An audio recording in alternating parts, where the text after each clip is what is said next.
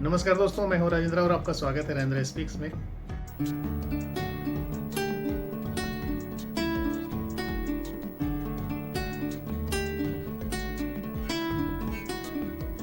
दोस्तों, आज के वीडियो में मैं आपके लिए लाया हूं रामेश्वरम धाम के कुछ रोचक अद्भुत तथ्य और उसके आसपास के कुछ महत्वपूर्ण तीर्थ स्थलों के बारे में जानकारी।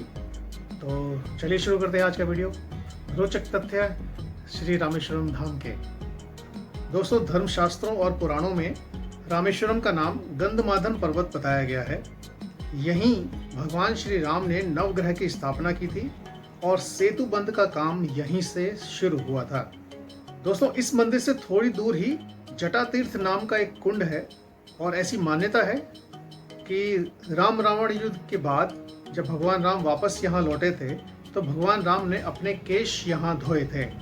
दोस्तों, श्री रामेश्वरम धाम के बारे में मान्यता ये भी है कि यहाँ के कुंडों में स्नान करने से सारी बीमारियां दूर हो जाती हैं और सभी पापों से मुक्ति मिलती है। दोस्तों, रामेश्वरम धाम यही वो स्थान भी है जहाँ माँ दुर्गा ने महिषासुर का वध किया था और रामेश्वरम धाम का गलियारा विश्व का सबसे बड़ा गलियारा माना जाता है। और श्री रामेश्वरम धाम में गंगा जल से शिवलिंग का अभिषेक करना अति उत्तम और फलदायक माना जाता है। दोस्तों, श्री रामेश्वरम धाम में और भी कई देवी देवताओं के मंदिर बने हैं तथा यहाँ 22 पवित्र कुंड हैं। इन 22 कुंडों में स्नान करना 22 तीर्थों में स्नान करने के समान माना जाता है, क्योंकि भगवान राम ने यहाँ 22 तीर्थों का जल मांग कर इन कुंडों में डाला था, तो इसलिए इन कुंडों में स्नान करने से उन 22 तीर्थों का पुण्य प्राप्त होता है। दोस्तों, श्री रामेश्वर धाम एक ज्योतिर्लिंग भी है और यहाँ एक नहीं बल्कि 2 शिवलिंग है और ये दोनों ही अलौकिक और अद्भुत हैं। एक जो भगवान राम ने अपने हाथों से स्थापित किया और दूसरा जो भगवान हनुमान लेकर आए थे कैलाश से, उसको भी भगवान श्री राम ने पास से स्थापित किया। और पहले हनुमान जी के लाए हुए शिवलिंग की आराधना होती है, पूजा होती है, उसके बाद मुख्य शिवलिंग की आराधना होती है जिसे रामास्वामी भी कहा जाता है। तो दोस्तों, ये थे कुछ तथ्य। अब आपको बताता हूँ कुछ तीर्थ स्थानों के बारे में जो कि रामेश्वर धाम के आसपास हैं, जिनके बारे में आपको मालूम होना चाहिए। तो दोस्तों, पहला है साक्षी विनायक। ये मंदिर पाम्बन मार्ग पर 2 मील दूर स्थित है। इसे जटा तीर्थ भी कहते हैं और यही वो जगह है जहां भगवान राम ने अपने केशों को धोया था। दोस्तों, एक है सीता कुंड। ये कुंड रामेश्वरम से 5 मील दूर है। यहाँ समुद्र तट पर मीठे जल का कुंड है और ये बहुत ही अद्भुत है। एकदम समुद्र के किनारे है और यहाँ पर मीठा पानी निकलता है इस कुंड से। एकांतराम मंदिर, ये रामेश्वरम से 4 मील दूर है और यहाँ श्री विग्रह बातचीत की मुद्रा में है। यहाँ भगवान राम ने कुछ समय एकांत में बिताया था। अम्मन देवी मंदिर, रामेश्वरम से 2 मील दूर नवनाम की अम्मन देवी का मंदिर है। माना जाता है कि यहीं के जलाशय से रामेश्वरम के नालों में जल आता है, ऐसी मान्यता है। दोस्तों, कोदंड रामस्वामी, ये रामेश्वरम से 5 मील उत्तर की ओर समुद्र तट पर स्थित है। रेत के मैदान में पैदल मार्ग है और यहीं भगवान श्री राम ने विभीषण का तिलक किया था जब विभीषण उनकी शरण में आए थे युद्ध शुरू होने से पहले। तो यहाँ विभीषण जी का मंदिर भी है। तो राक्षस राज विभीषण का एकमात्र मंदिर यहीं है।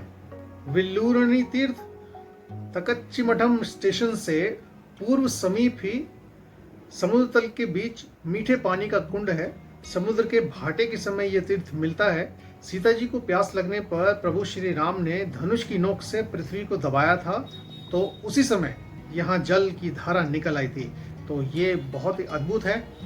दोस्तों, अगला है आदि सेतु। रामेश्वरम से 7 मील दक्षिण में एक स्थान है जिसे दर्भशयनम कहते हैं। यहीं पर श्री राम ने पहले समुद्र में सेतु बांधने का आदेश दिया था। इसी कारण यह स्थान आदि सेतु भी कहलाता है। यहीं से सेतु का निर्माण शुरू हुआ था। दोस्तों, अगला है धनुषकोटी। धनुषकोटी श्री रामेश्वर धाम से 23 किलोमीटर दक्षिण में है। ये स्थान जो कि भारतवर्ष की अंतिम भूमि है। इस दिशा में श्रीलंका की तरफ चलते हुए ये भारत की अंतिम भूमि मानी जाती है। राम रावण युद्ध के पश्चात भगवान राम जब लंका से पुल द्वारा वापस इस भूमि पर आए थे, तब राक्षसराज विभीषण ने उनसे प्रार्थना की थी कि प्रभु अब इस सेतु को तोड़ दीजिए, क्योंकि अगर ये सेतु ऐसे ही रहा तो यहाँ के लोग वहाँ और वहाँ के लोग यहाँ भविष्य में आक्रमण करते रहेंगे। तो इस आशंका को दूर करने के लिए विभीषण जी ने भगवान राम से प्रार्थना की थी और भगवान राम ने उनकी प्रार्थना स्वीकार करते हुए अपने धनुष की नोक को इस पुल पर जरा सा स्पर्श किया था और उसके उनके धनुष के स्पर्श से ही तुरंत ये पूरा पुल जो यहाँ से लंका तक बना था वो छिन्न भिन्न हो गया। तो इसीलिए इस जगह का नाम पड़ा धनुषकोटि। धनुष की नोक से टूटा हुआ पुल यही है। आज हम देखते हैं कि सिर्फ कुछ अवशेष पुल के बीच बीच में, धनुषकोटि के आसपास श्रीलंका के बीच रास्ते में कुछ अवशेष मिलते हैं। ये राम सेतु के ही अवशेष हैं। तो दोस्तों इसीलिए ये स्थान धनुषकोटि के नाम से प्रसिद्ध है। तो वह पर्यटकों के लिए, दोनों के लिए ये बहुत ही आकर्षण का केंद्र है। बहुत ही अद्भुत नज़ारा होता है और यहाँ पर लोग समुद्र में स्नान भी करते हैं। तो दोस्तों ये थे कुछ तथ्य और कुछ जानकारी आसपास के तीर्थों के बारे में, रामेश्वरम धाम के बारे में। तो इसी के साथ मैं अपना ये वीडियो खत्म करूंगा। दोस्तों मेरा ये वीडियो आपको कैसा लगा मुझे जरूर बताइए। मेरे वीडियो को लाइक कीजिए, शेयर कीजिए, मेरे चैनल को सब्सक्राइब कीजिए और बेल आइकन जरूर दबाइए। और हाँ, मेरी भारतीय प्रेरणा श्रृंखला देखना ना भूलें। तो चलिए दोस्तों, अगले वीडियो में फिर आपसे मिलता हूँ अगले धाम की जानकारी के साथ, जो है श्री द्वारकाधीश धाम। नमस्कार।